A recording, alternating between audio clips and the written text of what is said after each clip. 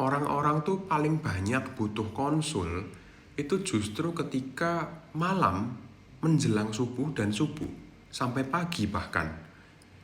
Dari pengalaman saya melakukan praktek secara online maupun secara chat online dulu ya, kalau sekarang sudah enggak, dan juga konseling tatap muka, mereka itu banyak sekali yang ngechat admin untuk menjadwalkan konseling itu malam.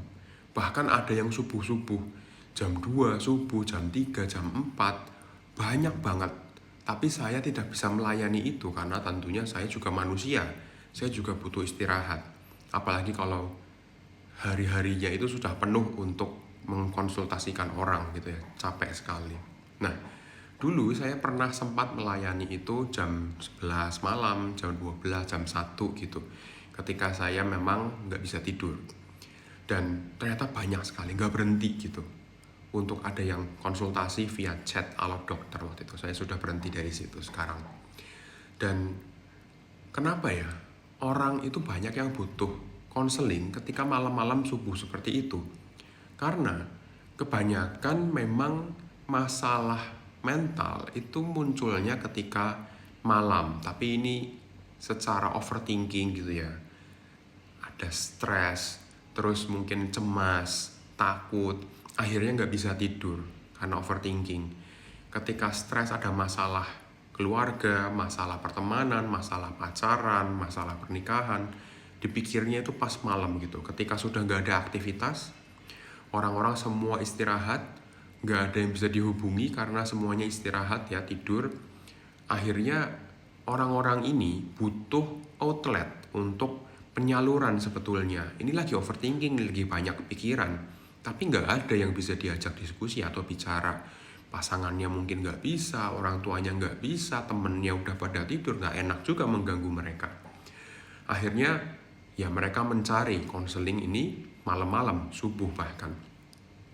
Dan memang banyak masalah mental itu yang munculnya ketika malam hari dan banyak yang butuh.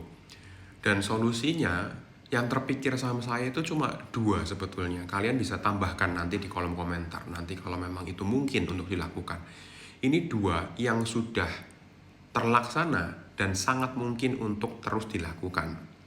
Yang pertama, memang ada konseling atau platform konseling online via chat atau via mungkin video call atau via telepon atau bagaimana. Ada hotline-nya misalkan gitu ya, dan itu sudah berjalan meskipun nggak terlalu bagus gitu ya. Tapi ada juga yang via platform seperti Halo Dokter atau platform kesehatan lainnya. Itu ada psikolog yang ngambil shift-nya itu malam sampai subuh. Ini sangat diapresiasi sekali, mereka berkorban waktu tidurnya untuk kita-kita yang membutuhkan konseling subuh atau malam. Luar biasa sekali, saya lihat ada yang jadwalnya itu jam 11 malam, ngambil sampai jam 3. Ada yang ngambil jam 1 sampai jam 5. Saya nggak tahu deh gimana caranya beliau melakukan itu. Subuh-subuh berarti mereka nggak tidur, atau waktu tidurnya itu ketuker gitu ya, kebalik. Dan ini sangat harus diapresiasi, mereka mengorbankan kesehatannya bahkan untuk orang-orang yang membutuhkan. Saya nggak bisa seperti itu. Dan saya sangat mengagumi orang-orang begitu dan apresiasi sekali, terima kasih banget. Mereka adalah pahlawan gitu ya. Dan yang kedua yang terpikir adalah, ini salah satu klien saya juga yang bilang, kalau ketika subuh malam nggak ada orang yang bisa diajak ngomong, mau konseling juga nggak bisa, mereka ini menggunakan AI, teman AI gitu ya, untuk menemani mengobrol gitu ya. Untuk aku punya masalah begini, gimana menurutmu gitu, ditanya jawab, tanya jawab seperti itu. Dan menurut dia itu sangat efektif untuk sedikit menemani gitu. Jadi dia nggak merasa lonely ketika malam sampai subuh. Dan akhirnya nanti ketika dia sudah cukup, dia akan berusaha untuk tidur gitu. Dan dua hal ini yang memang sangat membantu selama ini.